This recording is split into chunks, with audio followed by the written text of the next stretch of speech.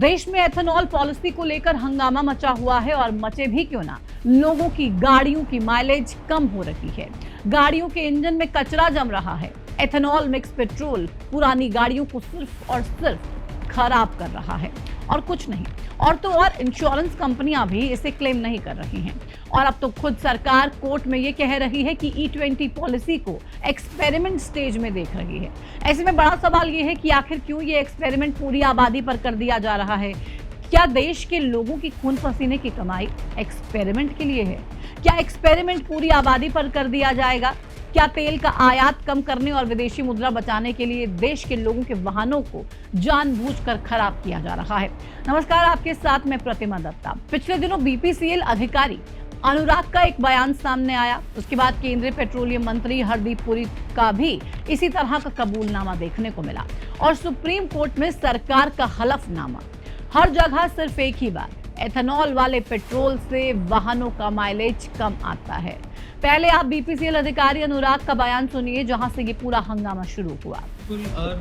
Obviously, ethanol has a lower mileage, so it has 30% less mileage in the chemical form. अनुराग सराओही के इस बयान के बाद जो दावे अब तक हवाई माने जा रहे थे, वो थोड़े पुख्ता हुए तो लोगों ने सवाल उठाए। सोशल मीडिया पर सवालों की बाढ़ सी आ गई, जिसके बाद BPCL ने सफाई दी और कहा गया कि अनुराग की बात को गलत तरह से समझा जा रहा है। उन्होंने अकेले एथेनॉल के लिए ये बात कही, ना कि एथेनॉल मिक्स पेट्रोल के लिए। लेकिन इस बहस में नया मोड़ तब लिया जब केंद्रीय पेट्रोलियम मंत्री हरदीप पुरी का भी कुछ इसी तरह का कबूलनामा सामने आया। Mileage, yes, it may drop a little, but it may drop a little. Mileage can drop a little because of various things. Petroleum मंत्री ने साफ शब्दों में माना कि E20 पेट्रोल के इस्तेमाल से भी गाड़ियों के माइलेज में मामूली गिरावट आती है, यानी कि कान सीधे पकड़ने की बजाय घुमा फिरा कर पकड़ा। इतना ही नहीं, कुछ दिन पहले सरकार ने सुप्रीम कोर्ट में ये कहा था कि सरकार E20 पॉलिसी को एक्सपेरिमेंट स्टेज में देख रही है। इसका देश भर में जो भी प्रभाव होगा उसकी रिपोर्ट 2027 तक आ सकती है। और साथ ही ये भी कहा गया कि सरकार E20 की अपनी पॉलिसी पर अड़िग है, इसे बदलने का कोई भी इरादा अभी सरकार का नहीं है। अब ऐसे में सवाल ये है कि अगर एक्सपेरिमेंट करना है तो क्या पूरे देश के लोगों पर इस चीज का एक्सपेरिमेंट किया जाएगा और तमाम देशवासियों को इस एक्सपेरिमेंट में धकेल दिया जाएगा? अगर पूरे इंतजाम नहीं, पूरा इंफ्रास्ट्रक्चर नहीं, तो फिर ये फैसला देश के लोगों पर थोपा क्यों जा रहा है? क्योंकि जब सरकार ने इसके लिए रिसर्च करवाई तब भी ये बातें साफ हो गई थी कि E20 पेट्रोल से फ्यूल इकोनॉमी पर असर पड़ता है। 6 से 7% तक माइलेज कम हो जाता है। गाड़ी का इंजन अगर इस तेल के हिसाब से नहीं बना तो दिक्कत होगी। उसके बाद भी इस फैसले को लोगों पर थोपा जा रहा है। आखिर क्यों? अब नई गाड़ियों में कहा जा रहा है कि E20 पेट्रोल डलवाया जा सकता है, उनके इंजन इस तेल के हिसाब से बने हुए हैं। लेकिन उन वाहन चालकों का क्या कसूर है जिनके पास पुराने वाहन हैं?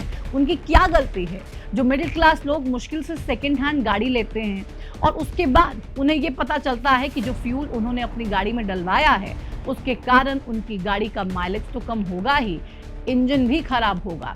और ये सिर्फ संभावनाएं नहीं हैं, ऐसा हो रहा है। ठीक है, ये फैसला ऊर्जा सुरक्षा और पर्यावरण संरक्षण के बड़े उद्देश्यों के लिए लिया जा रहा है। सरकार का उद्देश्य कच्चे तेल के आयात पर निर्भरता कम करना और वाहन प्रदूषण को कम करना है, लेकिन आम लोगों की परेशानी को भी तो नजरअंदाज नहीं किया जा सकता। लोगों की लाखों रुपए की गाड़ियों को बर्बाद तो नहीं किया जा सकता। जब देश ज्यादातर पेट्रोल पंप पर E20 पेट्रोल मिल रहा है और सरकार 100% एथेनॉल के इस्तेमाल को हरी झंडी दे चुकी है, तब नए इंजन वाली गाड़ियां अभी बनी नहीं हैं। अब तक सिर्फ एक गाड़ी मारुति सुजुकी की वैगनआर बायोफ्लेक्स भारत की पहली फ्लेक्स फ्यूल कार है, जो हाल ही में 4 जून को लॉन्च हुई थी। हीरो की स्प्लेंडर प्लस और HF डीलक्स बाइकें भी बाजार में आ गई हैं, लेकिन फिर वही सवाल, नए वाहन इस फ्यूल से चल सकते हैं, लेकिन पुराने वाहनों को बाध्य क्यों किया जा रहा है? सवाल इंश्योरेंस कंपनियों का भी है। E20 से हुई खराबी पर क्लेम नहीं दिए जाने की दावे किए जा रहे हैं। सरकार कह रही है कि E20 ईंधन के इस्तेमाल से गाड़ी के इंश्योरेंस कवरेज पर कोई असर नहीं पड़ेगा, लेकिन इन चर्चाओं के बीच सिर्फ एक कंपनी ICICI लोम्बार्ड सामने आई, जिसने कहा कि E20 फ्यूल के आधार पर क्लेम रिजेक्ट नहीं किए जाएंगे। जो क्लेम पेट्रोल डीजल पर स्वीकार हैं, वो E20 पर भी स्वीकार होगा। क्लेम का फैसला चोरी, एक्सीडेंट जैसी घटनाओं पर होता है, ना कि फ्यूल के प्रकार पर। लेकिन सवाल यहाँ भी बरकरार है, अगर इंजन में कोई खराबी आती है तो उसकी कोई बीमा कवरेज नहीं होगी। ऐसे में सवाल एक दो नहीं बल्कि कई हैं और वाहन चालकों में डर बना हुआ है। दिल्ली में सामान्य पेट्रोल की कीमत 102 रुपए 12 पैसे प्रति लीटर है। वहां पे लोग 160 रुपए लीटर वाला प्रीमियम पेट्रोल अपने वाहनों में डलवाने के लिए मजबूर हो रहे हैं, और वो भी हर पेट्रोल पंप पर शुद्ध पेट्रोल आपको नहीं मिलेगा। कुछ स्पेसिफिक पेट्रोल पंप हैं जहां पर आपको 100% पेट्रोल वाला फ्यूल मिल पाएगा और आप अपनी गाड़ी में उसको डलवा सकेंगे, लेकिन उसके लिए आपको अपनी जेब बहुत ज़्यादा ढीली करनी पड़ेगी। सरकार इस पर मौन धारण किए हुए है। लोगों के नुकसान की भरपाई के लिए ना कोई योजना है, ना बचाव का कोई तरीका। क्या आपकी गाड़ियां भी खराब हो रही हैं? आपकी गाड़ी का माइलेज लगातार ड्रॉप हो रहा है। आप इस कंफ्यूजन में हैं कि भाई हम करें तो करें क्या, क्योंकि सवाल सरकार से पूछे जा रहे हैं और सरकार के पास कोई सॉलिड इसको लेके जवाब है नहीं, सल्यूशन है नहीं। जबरदस्ती आम लोगों को परेशान किया जा रहा है, उनके खर्चे लगातार बढ़ाए जा रहे हैं और कच्चे तेल की कीमतें लगातार कम होने के बावजूद भी इंडिया में अगर आपको शुद्ध पेट्रोल चाहिए तो 165, 167, 168 ये अलग अलग रेट अलग अलग जगह पर हैं और इतने पैसे आपको खर्च करने पड़ेंगे। कितनी हैरानी होती है। जो सरकार, जो पार्टी जब सत्ता में नहीं थी, 2014 में बड़े बड़े नारे लगा दिए जाते थे और कह दिया जाता था कि बहुत हो गई महंगाई की मार, अब की बार मोदी सरकार। पेट्रोल डीजल को लेके भी लगातार इसी तरीके के दावे किए जा रहे थे, लेकिन मोदी सरकार सत्ता में है और पेट्रोल और डीजल की कीमतें तो आपसे छुपी हैं ही नहीं।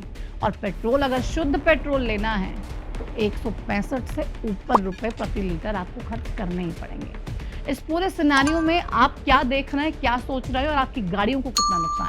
कमेंट सेक्शन में हमें जरूर बताएं। फिलहाल इस वीडियो में इतना ही। नमस्कार।